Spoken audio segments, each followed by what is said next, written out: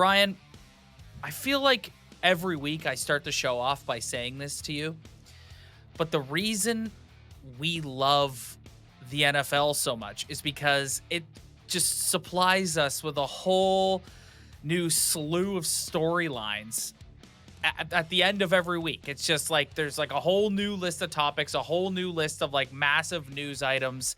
And I know you think that we are going to start with Travis Kelce and Taylor Swift, which was, honest to God, the craziest media coverage for anything I've ever seen in my life.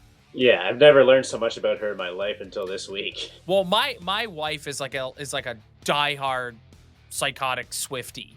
Oh, okay. And so I'm pretty up on T Swift and what that whole scene is like.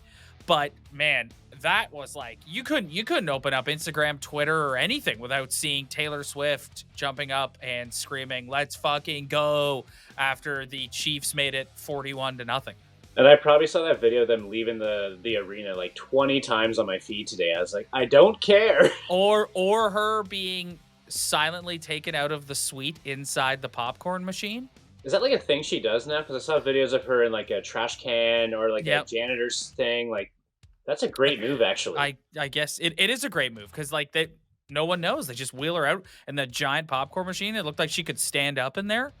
Definitely tall enough. Yeah, totally good. When I looked at our rundown today and was like, what are we going to start with? There's nowhere else to start other than the Miami Dolphins hanging 70 points on the Denver Broncos. Do we start with the Dolphins or do we start with the Broncos? I say Dolphins. That just what they did was so insanely amazing. It was basically Madden on easy mode, and just watching how McDaniels has this offense humming, it's just so nice to see. And all the weapons they have, they got two amazing running backs. Tyreek Hill is going crazy. Just if you read any of their stat lines from this game, it's just insanity. Yeah, it is. It is insanity. And last week I talked about Mike McDaniel and how he's playing chess while everyone's playing checkers in the pre-snap motion in the game against the Patriots. And that they just do it like it's as if he's deploying offensive schemes that like the league has never seen before.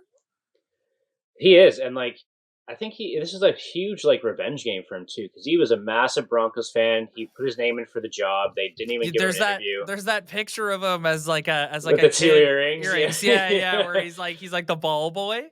Which was such a funny picture. And to think that guy just destroyed your franchise by 70 points, like almost the all-time record. And he could have matched the record, but he chose not to, like a boss. Yeah. And then he flexed after the game and said something like, it got to the point where even I wasn't worried about the score. I was just worried about execution. It just kind of dunking on the Broncos. It was really, really funny. At this point in time, if we were going to do some sort of power ranking, I think the Miami Dolphins have to be number one in the league ahead of the San Francisco 49ers, just because I think a healthy Tua Tagovailoa is better than Brock Purdy. And if he can stay healthy, and if this team as a whole can stay healthy, right now they are the favorite in the AFC. I agree with you, Rob. Like I'm seeing rankings of 49ers 1, Eagles 2, Dolphins 3. I think it's reversed. I think Dolphins are number 1, 49ers are 2. Eagles are kind of a toss-up between the Chiefs and the Bills. And yeah, there's too much to be seen, but I think Dolphins are a clear-cut number 1. Now, the other side of this coin, we kind of talked about it last week that the bloom was starting to come off the rose with respect to this Russell Wilson and Sean Payton relationship. It's off now. Like when you get 70 hung on you and your entire operation looks as bad as it does, it's about to go nuclear in Denver. Sean Payton after the game, did you see his press conference after the game? He was very short with those reporters. He was not a happy dude after that game. And like I don't think he should be, because he's the head coach of this team. And like regardless of your quarterback, Russell Wilson stinks. He's a horrible quarterback, but he still put up 300 yards for you. If that's where you're letting go as a coach, like I think it's more on him than it is on Russ or any of the rest of the team, to be honest. Yeah, it's interesting. Like because I think the narrative is if this season continues to go this way, Russell Wilson is the guy that's going to take the fall for it, not Sean Payton. Which is like I agree he should. From last year, he was terrible. He sucks this year, but Sean Payton has a lot explaining to do, because last year I think the Broncos were 2-1 at this point. Yeah. Yeah, like and you saw what he said about Nathaniel Hackett. Exactly, and Nathaniel Yeah. Hackett has a much better record as a Bronco head coach than Peyton does. Yeah, it's really interesting. Well, they've got. We'll talk about this later when we tee up week 4, but they've got the Bears in the loser bowl Yeah, this the coming Sunday, the and toilet bowl. yeah, and normally when you've got 2 0-3 teams playing each other, you're kind of like, whatever. Like I don't know what to think about this. I am very interested in watching the Denver Broncos play the Chicago Bears. I'm gonna be all over that game. I love like terrible football games, and this is just made for me. It sure is. All right, moving on. I want to take a minute to just rejoice in the Green Bay Packers erasing a 17-point deficit in the fourth quarter to win their home opener, Jordan Love's first game as a starter at Lambeau Field, 18-17 over the New Orleans Saints. They had some stuff break their way. Derek Carr got hurt, and the Saints offense wasn't the same after that. Jameis came in and got them to a field goal range, and they missed the field goal. I just got to say, I am just loving the vibes around this Green Bay Packer team right now. A massive weight. I'm always careful saying this, and we're going to talk about the Jets in a minute and what's going on with them. I'm always careful saying this because I think some people might think you're kind of throwing the baby out with the bathwater, and you're forgetting all the great football that we as Packer fans watched Aaron Rodgers play over the years. And I'm not. Tons of great memories, tons of great football, like incredible. But it just feels like a weight is off everyone's shoulders on that team. And I think the expectations are really low. And as a result, they've really banded around Jordan Love. And they're a team like if Aaron Rodgers is down 17-0 and the offense isn't clicking the way that it wasn't for 3 quarters against New Orleans on Sunday, his body language is awful. He's pointing fingers. He's shaking his head. He's like all kinds of stuff. He's forcing throws to his best buddies like Cobb and Lazard, like that kind of stuff. And now there's just none of that around. And I think you're really, really seeing that and feeling that with this Green Bay Packer team. Yeah, it's free flowing football, and like Romeo Dubs is looking really, really good in that offense. And that's the thing, man. This is like, so they won the first game against the Bears, who are awful without Christian Watson.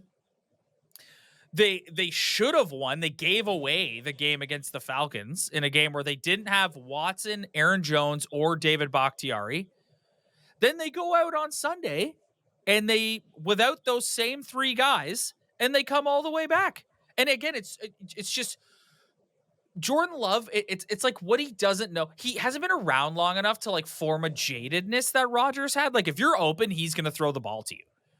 Which I think that's amazing. Yeah, that's not what Rodgers did. And I'm really enjoying that this year. Like the last few years of Rodgers, and yes, he won MVPs and he was lights out. I'm not forgetting that. This isn't revisionist history.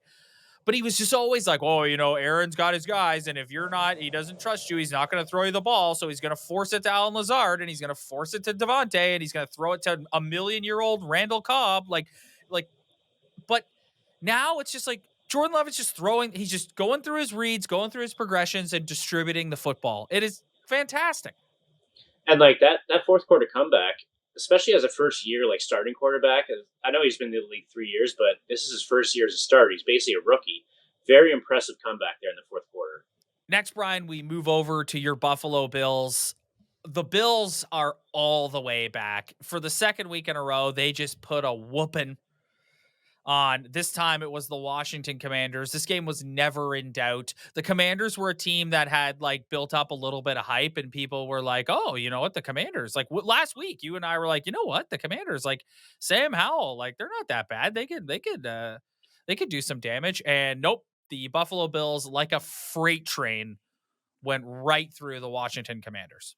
And like it wasn't easy. Like Josh Allen had a lot of time in the pocket, but they just devised this game plan to just keep pushing on the field slowly. Like it didn't start well. It was field goal, passing TD, field goal, And then, the rushing TD by Josh Allen, the interception by Epinesa, like that was watching Epinesa bring that home. Oh, I just love seeing it. So It's such a good feeling for Bills Mafia. it's a great feeling. Like the run game has looked so good. It's very consistent now over the last three games. Like we've seen some solid runs by James Cook. Latavius Murray's getting in there. Damian Harris. We've got solid running backs now. But I want to give a special shout out to the offensive line. They had their best game, I think, of the last 5 years. That Washington D line has a lot of first rounders. They're very, very strong. They come at you fast. They didn't sack Josh Allen once. They had one quarterback hit after the throw, and that's it. So I was really impressed with that offensive line. This is what I mean when I say the Bills are all the way back. Like you're starting to get good play now from things after the first game everyone was kind of freaking out about. And I tell you what, man, the Buffalo Bills and the Miami Dolphins are on a collision course. Yeah, and I'm a little nervous about that, but the defense is making me feel a lot better. Like Sean McDermott has turned around this defense, and I can see it now. After week one, I was a little negative on them, but the 10 points against the Raiders and now 3 points against the Commanders. Sam Howell had a horrendous game, I know that, but he still held them to 3 points, and I think it's very impressive. And if we can continue this kind of defensive play, the Dolphins are in for a bit of a surprise. Yeah, it's I tell you what, that is appointment television I'm this going to be Sunday. watching very sweaty and very nervous, but Yeah, that is it will. appointment television. Red Zone will not be on. It's just going to be that game. I know that there's a rule that the league has where you can't flex games until after week 5. Why is the Bills and Dolphins on at 1 o'clock and the Chiefs and Jets is on Sunday Night Football? I understand that when you made the schedule, it was supposed to be Patrick Mahomes against Aaron Rodgers, but it's not anymore. Why can't you? Like, you could have done it last week. You could have done it 2 weeks ago. You could have said, hey, week 4, let's take Bills and Dolphins and put it at 8, and let's take Chiefs and Jets and put it at 1. It's not hard. It's not It's not hard. hard. And nobody wants to see Zach Wilson. We saw it again. He's probably the worst quarterback I've ever seen with my own eyes. He's horrendous out there. And so you're right. If they could flex this game, it would just make it so much better. This is a primetime game, and we're getting Yes. robbed. We're getting robbed of that. Yes, it's a joke. Like it has to. I actually looked it up and was reading about it. And yeah, they have some rule where they won't let the league flex games until after week 5, which is so stupid. Yeah, what's the point of that? Is it like some sort of ad deal that they've already I signed with guess certain it teams, has to or be it. It has to be it. I don't know. It's just come on. What are we doing? I What are know. we doing? But Rob, before we move on from the Bills, Mhm. Terrell Bernard, Yep. this kid is unbelievable. Like when Tremaine Edmonds was traded, I was a little worried. He has just come into that linebacker role and is already outperforming everything Edmonds did last year. Yeah. So special shout out to Bernard. He's one of my favorite guys on defense to watch. I want to I want to touch on the New York Jets because we just brought them up. Uh, I It was a mean, horrible game. so I said to you a few minutes ago that I felt as though a weight has been lifted off of the Green Bay Packers, and I see that weight now placed on the New York Jets. Um, there was a great discussion that I listened to on Colin Cowherd's podcast last night with Nick Wright about what's happening with the Jets and why they've chose to stick with Zach Wilson. Now they've gone and signed Trevor Siemian today, who it is an upgrade on Zach Wilson, but Yeah, he's still not the guy that's going to lead you to the promised land. he'll get And you 15, maybe 15. yeah, one of the things they talked about, which I wholeheartedly agree with, is I truly believe the New York Jets are afraid to go out and acquire a new starting quarterback because it might piss off Aaron Rodgers. And I don't think they want to do that. And I think that is like another point they brought up, which I also noticed watching the Patriots game on the weekend, is Randall Cobb is out there on the field at the end trying to catch the Hail Mary. And him and Alan Lazard, Rogers' buddies. Nat Hackett, Rogers' buddy, is the offensive coordinator. Tim Boyle, Rogers' buddy, is the backup quarterback to Zach Wilson. Tim Boyle.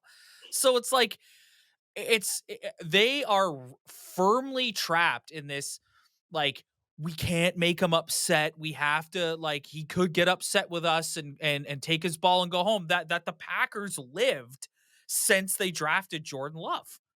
You're making a point, Rob, because from what I've seen from Zach Wilson, to keep him in at this point is outrageous. They should be calling Kirk Cousins. Like, I would even call Philip Rivers at this point.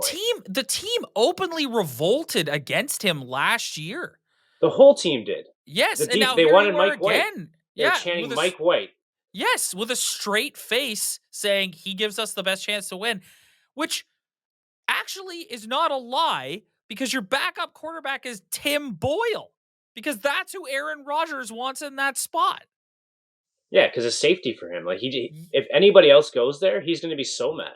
I just think that the Jets, like, they've got in the Aaron Rodgers business, and it's a dangerous game to play, because you literally gave the guy the keys to your franchise. And yes, you did. There was no way you were going to know that he was going to blow his Achilles in the first game and that it was going to basically blow up your whole season.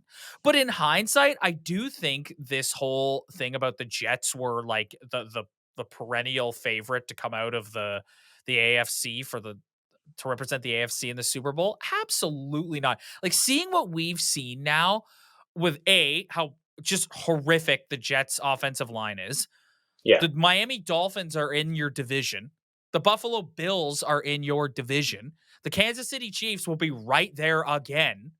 Like, it's I don't know. They're in the Aaron Rodgers business, and I see the vibes and the mentality around the Green Bay Packers right now, and that is a team that's playing loose, that's having fun, that's just not what I see with the New York Jets. And it looks like some of their players are quitting on them. Like, their rushing game was non-existent, and that's an offensive line problem. But they had 4 rushers for under 40 yards in total of the game. Yep, that's a hard thing to do. Yes, that is a hard thing to do. Moving on. Question for you. Yes, sir. What in your mind is a bigger upset? Gardner Minshew and the Indianapolis Colts defeating the Baltimore Ravens, or Joshua Dobbs and the Arizona Cardinals defeating the Dallas Cowboys?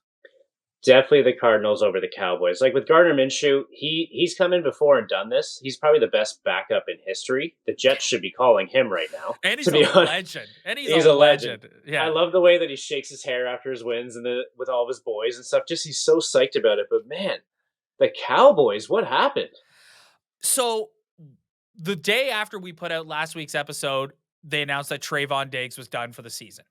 For sure. But that's massive loss, man. That's a massive loss. Now, and you saw that. Yeah. Did I still think they were going to go out and beat Arizona? Yes. But that's a massive loss to their defense, because he's the one that is a threat to the opposing team's quarterback in the pass game. It's like that was the thing that made their defense so lethal, was you've got Micah Parsons coming after you as soon as that ball is snapped, and then, like, where am I going to throw it? Trayvon Diggs is out there. Yeah. So they have more time to think about it now, but Dobbs didn't do too bad, to be honest. No, and the Cardinals did a great job of pressuring Dak Prescott. Like, Dak Prescott's line, 25 of 40, 249 yards, 1 TD, 1 interception. And, like, there's the Dak Prescott interception again. And this is what I said last week when we were talking about, are the Cowboys like the team to beat in the NFC? And as long as Dak Prescott is their quarterback, I'm going to say no. No, you're right, because he hasn't thrown. I think that was his first interception of the season so far. But I believe so too. Yes. It just reminded me so much of what he was last year, and that's going to start coming out more and more. Especially if the defense is not doing well, his mojo is going to just disappear. Yep. All right, let's go around the horn here, and this is like kind of our speed round where we talk about the rest of week 3. Thursday Night Football last week, 49ers defeat the New York Giants. Like, listen, the 49ers are a wagon, you're right. Daniel Jones. Oh my God, Daniel Jones. He looks so bad, and like he's getting beaten up the New York media is just tearing him Well, he week after looks week. like how is the quarterback play in New York right now It's between probably Zach Wilson and Daniel Jones? well, I mean, there's another team in New York, state of New Oh, York. yes. Okay, in New York City right now. Right, yeah. In Yeah. the city of New York, it's tough times. Yeah. That's why they play outside the city. Yes. Yes. It's like so as much as the Niners are a wagon, and that's the takeaway. Daniel Jones is struggling, man. And probably the most overpaid quarterback in the history of quarterbacks. Um, Detroit Lions defeat the Atlanta Falcons 20-6. This was an impressive win for the Lions because a lot of us were jumping on the Falcons bandwagon, especially after the nice win they had over the Packers. And the Lions looked like the team that everyone picked to be the favorite to win the NFC North again. Yeah, and Um, Desmond Ritter, he's a backup quarterback. The more yes, that I see, he's a backup quarterback. yes, yes. Chargers Vikings, Bryan, this one just missed the over. It just missed it. I was with you. I took that as well. I was sitting there. I was like, come on, we're so close. Both teams tried to lose this game. In the fourth quarter, they were giving it away. Even the Yeah. winning throw was almost an interception, which is just so Yeah. Chargers. I Can I give you a hot take? And in the few years we've done this podcast, I love to dunk on the Minnesota Vikings. I don't think they're as bad as their 0-3 record would suggest. They're a team that I could see winning a few games here down the stretch and kind of getting back into it a little bit. Do I think that they'll make the playoffs? I don't know. But when I watch them, I don't think they're as bad as their 0-3 record suggests. I think once they just got defense figured out, they're putting up points every week, and Kirk Cousins has been pretty good as far as stats go. So you're right. If they can get their defense figured out, I think they're going to rip off some wins coming up. I forgot to include this one in the question I asked you earlier in terms of upsets. The Houston Texans 37-17 over the Jacksonville Jaguars. I think my takeaway from what I saw in this game is CJ Stroud. He's a starter. He is a Yes. starter. Yeah, I he think is. he's really good, and he's outperforming Trevor Lawrence now, who's supposed to be progressing to be a better quarterback, and he just hasn't shown anything. And CJ Stroud is out there slinging it like you wouldn't believe. This is a really disappointing start to the season for the Jacksonville Jaguars. Because I was high on them. I got caught up in the offseason. I thought they were going to come out and rip off a bunch of wins and be at the top of the AFC. Yeah, same. And like a lot of people, I heard people pre-season picking them up to go to the Super Bowl. I was actually thinking it would be like Bills, Jags in the AFC Championship. Well, their schedule, they have like statistically one of the easier schedules in the league this year. That's kind of why I was going that route. Like I saw them maybe a 12-win team, 13-win team, but I don't really see that anymore. Yeah, and like you look at the Texans with CJ Stroud, you look at the Colts, like the Colts are not the laughing stock this year that they've been in previous years. No, they're a well built team and they're playing well, and it doesn't matter who the quarterback is right now. They're getting results. 100%. Another team in that division, the Tennessee Titans, lose 27-3 to the Cleveland Browns. The Browns defense is what is propelling them to their current status right now. And like Deshaun looked okay, so Yes. they seem to be going in the right direction. Hopefully, he makes their money back for him. Yeah, we touched on this earlier when we talked about the Jets, but the New England Patriots defeat the New York Jets 15-10. Billy Boy desperately needed that. They needed that. They did not want to go 0-3. That was the game of like two of the worst quarterbacks in the league, in my opinion. It was a horrendous game. Mac Jones still looks not good. Yeah, I think the organization is starting to get to a point where they like. I don't pretend to be an expert on what's happening in college football, but I listen to a lot of content and from people who I trust who are much smarter than me are talking about this next upcoming draft as being really deep, like quarterback wise. And I think if you're New England, like just kind of like you've got the Bills and Dolphins in your division, you're not winning your division, like just play out the string and start again. Yeah, like we've seen this 3-4 years now. Mac Jones isn't the guy. I mean, even in Alabama, he struggled a little bit. Like that team was so dominant that Yeah. it was hard to lose games there. But it's just even Bill Belichick, like I think he's kind of losing it, man. Well, we talked about this a bit last week where I don't love like so let's just say they do go and draft another quarterback. It's kind of like the Bears where it's like do you trust that organization bringing in another quarterback and letting them like fostering his growth and letting him flourish? Like I don't. I think Bill needs to kind of reassess how he runs this program. Like I think he's still running it like it's 2004, Yeah, and Bill, how do you it's line up against Mike McDaniel and think that and watch what he does to your defense and then turn around and go, "Oh, okay, we'll get this figured out." It's like, "No." yeah, you should be studying these offensive guys right now. Like I think that Yes. because he's still a defensive coach. That's what Belichick is in his roots. And Yes. I just think the NFL is just trending such to offensive that he's getting left in the dust. Andy Reid is just way He past him in my books. Yeah, 100%. And he's like I said, he's been passed by McDaniel in his own division now. Yeah, and by McDermott now. Yes. Seattle Seahawks defeat the Carolina Panthers 37-27. I can't figure the Seattle Seahawks out. Like I don't know, like they're just kind of They're there. yeah, they're there. Like they could be a playoff team again. I think they will make the playoffs, but they're probably like wild card weekend exit or the first round exit. Yeah, There's no chance they're getting past that. yeah, they're kind of they're a middle of the road. They're an average to good team. They're a team that would get like the 1 o'clock slot on the Saturday for the wild card weekend. Yes, That's kind of where they yes. live. 100%, 100%. I think if my Packers end up making it to the playoffs, that's where they'll wind up too.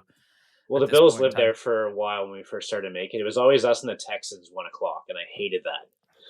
The Kansas City Chiefs 41-10 over the lowly Chicago Bears. The story of this game was Taylor Swift in the press box. Yeah, that had the internet in a frenzy. It sure did, as we talked about earlier. We don't need to talk about the Chiefs here. Like the Chiefs are the Chiefs. Like the I think the story here, aside from Taylor Swift, is the Bears. The And Justin Chicago Fields. Bears. Oh, the Chicago Bears are. I think there is no dispute. We'll see when they take on the Broncos this coming Sunday. But for my money, we all went into the season sort of assuming the Arizona Cardinals would be the worst team in football. No. It's the Chicago Bears. And like I kind of had them as a playoff team, which was such a horrendous take by me. But Justin Fields, he had so much promise, and it just seems like he's confused in the pocket. He's missing targets. He's waiting way too long to release the ball when there's wide open receivers running around. I think he threw for 99 yards, 11 completions. That is actually shocking to me to see a stat line like that. It is pretty awful. And then, nope. Sunday Night Football. Can't forget the Steelers and the Raiders. The Raiders stink. Yeah, they do stink.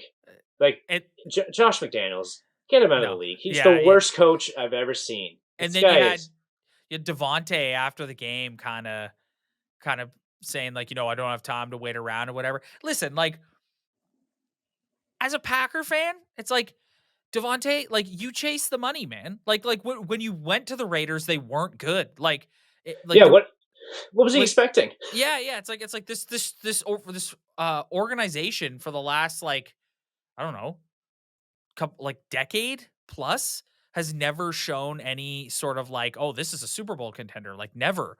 So like, did you think Derek Carr was going to get you there? Like that's so confusing. And now Jimmy Garoppolo, like give me a break. Yeah, it's weird. And then the Steelers are such a funny team, man. Like they're like their offense is like it's pretty weak. Oh yeah, but their defense is fun. Yeah. Yet they hang 23 on the Raiders, and like Kenny Pickett just kind of makes it work. I kind of forget that he's in the league. He's not really like a quarterback. He's not real. There's no highlights of Kenny Pickett. There's just the defense when I see Steelers highlights. Yeah, the Steelers are. I put a futures on Mike Tomlin to win Coach of the Year because I think there is a chance that the Steelers could squeak into a wild card spot, which would be Mike Tomlin's defense and coaching getting them there because Kenny Pickett ain't gonna get them there. And he always finds a way to sneak in. I don't think he's ever missed the playoffs, which is pretty pretty amazing. Yeah, so he's I did. I put a futures on Tomlin as coach of the year. What do you think of the 2 Monday night games? This is the second week in a row we've had this. How do you feel about it? I like the two Monday night games if like they're better games, Yes. but these games, like the Bengals Rams game, was really really bad until the end. Like it got exciting near the end. The Eagles Bucks game was sloppy, but the Eagles just rolled over them. Just it's nice having two games. Just give us better primetime games. That's all I want. Yeah, and you've got the bucket excuse me, the Bengals. That whole franchise is just riding on Joe Burrow's calf. Literally, and like he hasn't really been that great. Like Joe Burrow, he had 259 yards, but they made him throw the ball 50 times. Yes. And it's like, dude, the guy's half injured. Like, you have Mixon back there. Like, go heavy on the run game. They barely used Mixon. Like, he had 19 carries, but he only managed 65 yards. Yeah, I know. And It's the rest of their running room was 4 yards and minus 2 yards. So that's pretty horrendous. Lastly, I got to tell you, when we did Brian's bets last week, you went with the Bucks covering against the Eagles, and at the time I was completely bought in.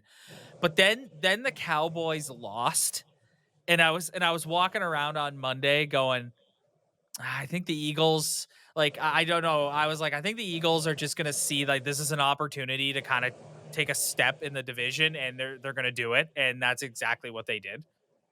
And I just wanted the Bucks to cover, and they couldn't even do that. No, they could. Baker looked like old Baker. Yeah, he Yeah, really did. yeah. Confused Baker. All right. Well, that is week 3 in the National Football League. It is time to move on to week 4. And I just talked about Brian's bets. I think it's time to move on to this week's edition, the week 4 edition of Brian's bets. Here we go, baby. Brian, this is how it works. You tell me your favorite bets of the week, and I tell you if I am riding with you or if I am chickening out. All right, let's see, Rob. So my favorite for the week, I got the Chiefs over the Jets, and they're favored at minus 10. I think they're just going to roll the Jets. I'm gonna go with you on this because I think the Jets. Trevor Siemian is not allowed to. For some reason, he's not playing in this game. He's not able to play. I think the Jets are in such a brutal state. I think the Chiefs sleepwalk to covering the 10 points in this. I'm 100% with you on that one. So my favorite underdog of the week, I've got the Cardinals over the 49ers at plus 14. I just need them to lose by a touchdown. That's all I need, and I think the Cardinals can do that. It's a huge number. Yeah, like it's a huge number. Plus 14 that's very confident on the 49ers. So I'm taking the Cardinals there. I can't do plus 14. Yeah, for a team that just beat the Dallas Cowboys, I think you're going to see a lot of people taking the Cardinals with this spread. Which also makes me kind of nervous because Vegas always knows what they're doing, but I have to go for it. Yeah, 14's a huge number. I totally, you know what? I'm gonna ride with you on that one too. Beautiful. I think you're gonna ride with me on this next one, Rob, because I have for my favorite over of the week doing the Bills Dolphins over 53.5. I think this over should be at 60. Yeah, I'm with you. I'm with you on this one too. I think these two teams are just gonna go toe to toe, and they're just gonna trade punches. And that score is going to go. I think so too. Unless the Bills continue this defensive play and really give Miami a problem, but I just can't see it being under 53.5 points. Like that's easy money in my opinion. Yeah, 100%. So my favorite under of the week is probably the worst game that I'm very excited for is the Bears Broncos under 46.5. I can see the Bears 10 points maybe, the Broncos maybe 20 points. There's no way this game's getting to 46.5. No, I mean, the only chance maybe would be maybe the Broncos want to come out and make a statement, but like I don't see Russell Wilson doing that. I'm kind of with you on this one. I see this one being low scoring as well. It's really, yeah, that is a pretty high number. Especially the fact that the defense got exposed. I think they're going to come out and try and have a really good game, and it's going to be easy against the Bears. The Bears have no offensive line. Justin Fields sucks. And the Bears on the other end are not going to score any points. I can see them allowing 20, but I don't think they're going to score any points, to be honest. Yeah, I think maybe you're kind of banking on the fact that like these two teams, like you mentioned the Broncos defense earlier, and the Bears defense also just got 41 hung on them by the Kansas City Chiefs. So I maybe that's why they've set the number like that, but I don't know.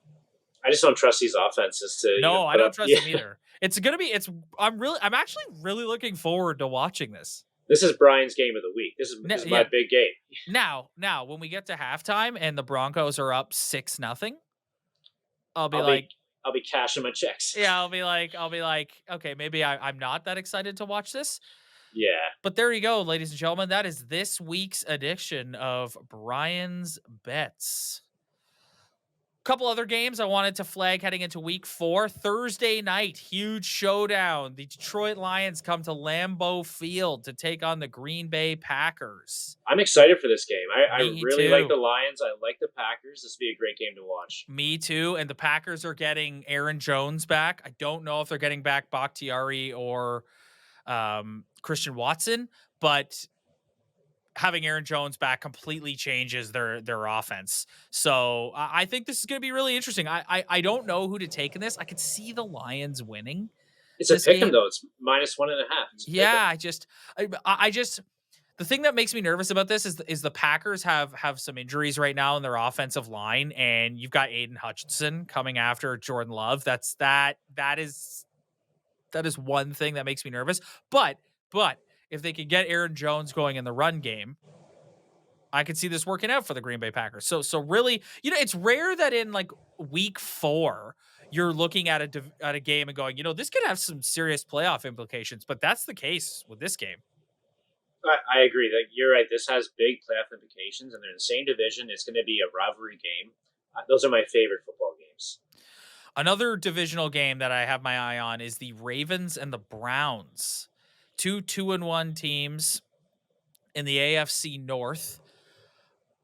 Like the Browns coming off like a pretty good win for them against the Titans. The Ravens coming off being upset by the Indianapolis Colts. Two teams looking to make a statement here. I don't really know who to go with in this, and like the Browns are favored, which is kind of shocking to me because at the start of the season, you think that the Ravens would be heavily favored in a game like this. Yes. Yes. But Lamar did not look good last week. No, he didn't. No, he did not. And so, yeah, it's going to be interesting to see, and we'll see what he does against this Browns defense.